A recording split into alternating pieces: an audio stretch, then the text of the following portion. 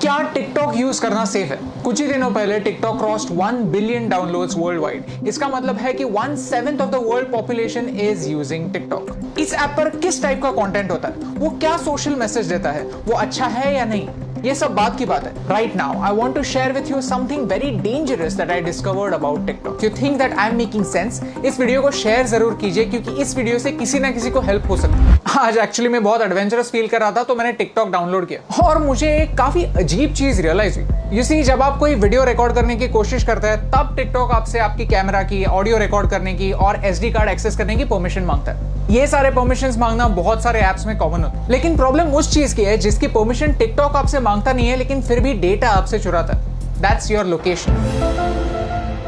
आप ये खुद चेक कर सकते हैं। सेटिंग्स में जाइए और ऐप परमिशंस में जाकर टिकटॉक को सर्च कीजिए। लोकेशन का कहीं पे मेंशन भी नहीं होगा। लैंग्वेज सिलेक्ट करते वक्त मैंने सिर्फ इंग्लिश सिलेक्ट किया था, फिर भी मेरे फीड में हिंदी वीडियोस है, मराठी वीडियोस भी है। टिकटॉक को कैसे पता चल रहा है कि आप कहां पे? जस्ट एज अ प्रिकॉशन मैंने लोकेशन भी ऑफ कर दिया था। लोकेशन ऑफ करने के बाद गूगल मैप्स भी ठीक से नहीं चल पाता, आरोग्य सेतु ऐप भी नहीं चलता। These important apps also can't work without you giving them the permission. मैं मुंबई में हूं, मुझे मराठी आता है, मुझे हिंदी आता है, ये टिकटॉक को कैसे पता चल रहा है? If you want to cheat your location there is a very simple trick called a VPN, virtual private network. Okay, so मैं अभी एक VPN यूज कर रहा हूं और मेरा लोकेशन मैंने USA में सेट किया।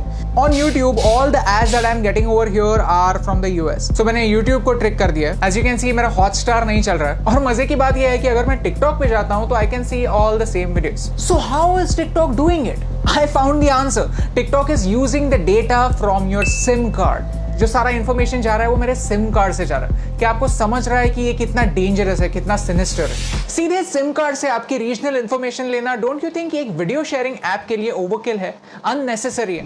And the worst part is इसके बारे में कोई वार्निंग नहीं है। द ऐप जस्ट सेज कि we will automatically collect it, that's it. ये डिस्कवर करने के बाद मैंने टिकटॉक की प्राइवेसी पॉलिसी कंप्लीटली पढ़ी और उसमें मुझे कुछ ऑब्जेक्शनेबल पॉइंट्स दिखे। If you link any social media account to TikTok then TikTok वहां की इंफॉर्मेशन यूज कर सकता है आपके बारे में जानने के लिए। टिकटॉक कंटेंट डिलीवरी के लिए HTTP सर्वर्स यूज करता है, HTTPS नहीं, सिक्योर्ड सर्वर्स नहीं। तो ये सर्वर्स हैक हो सकता है। इस वीडियो में किसी ने डेमोन्स्ट्रेट किया है कि कैसे ऑफिशियल अकाउंट से एक गलत मैसेज फॉरवर्ड हो सकता है। आपका अकाउंट डिलीट होने के बाद भी टिकटॉक जब तक चाहे आपका डेटा उनके सर्वर्स में रख सकता है। और मेरा टिकटॉक के साथ सबसे बड़ा प्रॉब्लम है आर्टिफिशियल इंटेलिजेंस। कि ByteDance जो टिकटॉक की पेरेंट कंपनी है वो एक आर्टिफिशियल इंटेलिजेंस कंपनी है। उनका प्रोडक्ट कंटेंट क्रिएशन का प्लेटफॉर्म नहीं है, उनका प्रोडक्ट है algorithm. You see, China wants to be a superpower in AI by 2030. Computer की भाषा क्या होती है?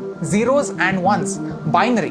और वही टिकटॉक आपको करने के लिए बोलता है। Whenever you are watching a video on TikTok, you are taking a survey. You are feeding information to the computer, telling them what you like, what you don't like, what you agree with, and what you don't agree with. And all of this information is going to China. आपको क्या लगता है? क्या ये सही हो रहा है? Tell me in the comments below. In social media, artificial intelligence changes the game completely.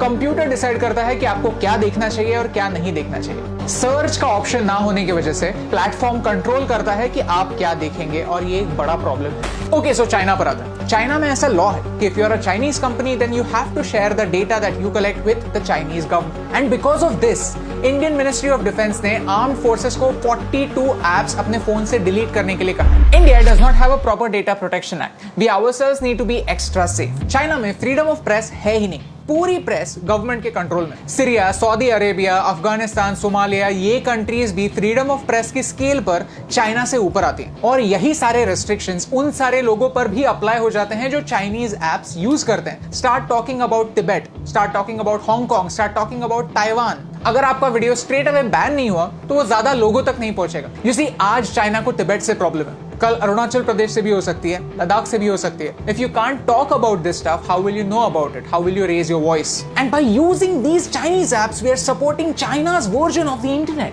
Privacy on the internet is a myth. हम जब भी कोई सर्विस फ्री में यूज करते हैं तो हम उनके प्रोडक्ट होते हैं, हमारा डेटा हमारी करेंसी होता है। शुड यू डिलीट टिकटॉक और any other app for that matter?